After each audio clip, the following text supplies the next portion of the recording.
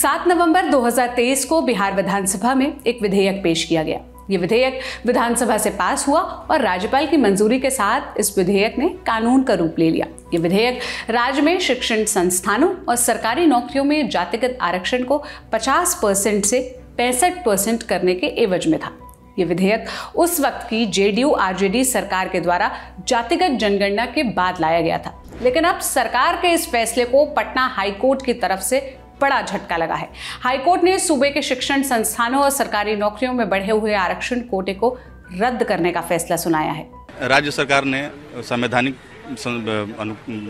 नियमों को तोड़ मरोड़ करके 49.5 से बढ़ा के 65% कर दिया था शिक्षण संस्थानों में नामांकन में और पद सरकारी सेवाओं में सबके लिए। तो उसको इस पर बहस हुआ था, जिसको आज जजमेंट रिजर्व किया गया था। आज जजमेंट पर था केस। जजमेंट में ऑनरेबल डिवीजन बेंच, जिसको अध्यक्षता कर रहे थे ऑनरेबल चीफ जस्टिस के विनोद चंद्रन जी और हरीश कुमार सर थे उसमें, उनका ये हुआ कि भाई ये दोनों नोटिफिकेशन ये संवैधानिक दृष्टिकोण से गलत है और इनको उन्होंने सेटिसाइड किया, ये कहते हुए कि ये दोनों नोटिफिकेशन आर्टिकल 14, 15 और 21 के अगेंस्ट है। पूरा मामला क्या है, आइए आपको विस्तार से समझाते हैं। दरअसल बीते वर्ष जातिगत जनगणना के बाद आरजेडी के साथ चल रही नीतीश सरकार ने आरक्षण की सीमा को 50% से बढ़ाकर 65% करने का फैसला किया था। सरकार ने शिक्षण संस्थानों और सरकारी नौकरियों में SC, ST, EBC और अन्य पिछड़ा वर्ग यानी OBC को 65% आरक्षण देने का फैसला किया था, लेकिन इसी फैसले के विरोध में गौरव कुमार समेत कई अन्य लोगों ने इसे हाई कोर्ट में चुनौती दी, जिसके बाद चीफ जस्टिस के विनोद चंद्रन और जस्टिस हरीश कुमार की बेंच ने गौरव कुमार और अन्य की याचिकाओं पर लंबी सुनवाई की, जिस पर 11 मार्च 2024 को सुनवाई पूरी हुई और 20 जून को फैसला सुनाया गया।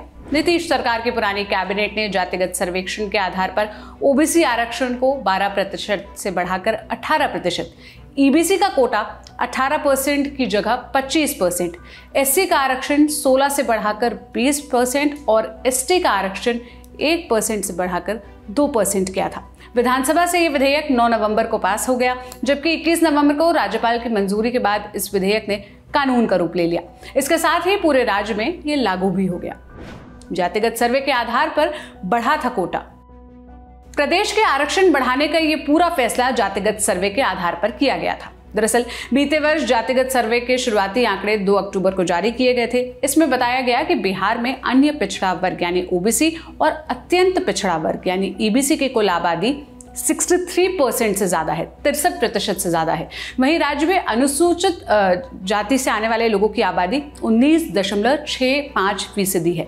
इस सर्वे के आंकड़ों का दूसरा भाग 7 नवंबर को विधानसभा में पेश किया गया। इसमें बताया गया कि किस वर्ग और किस जाति में कितनी गरीबी है। सर्वे के मुताबिक बिहार में अनुसूचित जनजाति में 42.70% गरीब परिवार हैं, जबकि अनुसूचित जाति के कुल 42.93% परिवार गरीब हैं। वहीं सामान्य वर्ग में गरीब परिवारों की संख्या 25.09% है। पिछड़ा वर्ग के अंदर 33.16% जो गरीब परिवार आते हैं और अत्यंत पिछड़ा वर्ग यानी EBC में 33.58% गरीब परिवार हैं। इस सर्वे को आधार बनाते हुए सरकार ने यह फैसला लिया था, लेकिन अब कोर्ट ने इस पर रोक लगा दी है। जेडीयू की तरफ से भी बयान आने शुरू हो गए हैं। नीतीश सरकार में मंत्री और जेडीयू नेता अशोक चौधरी ने कहा कि सरकार फैसले को पढ़कर इसे सुप्रीम कोर्ट में चुनौती देगी।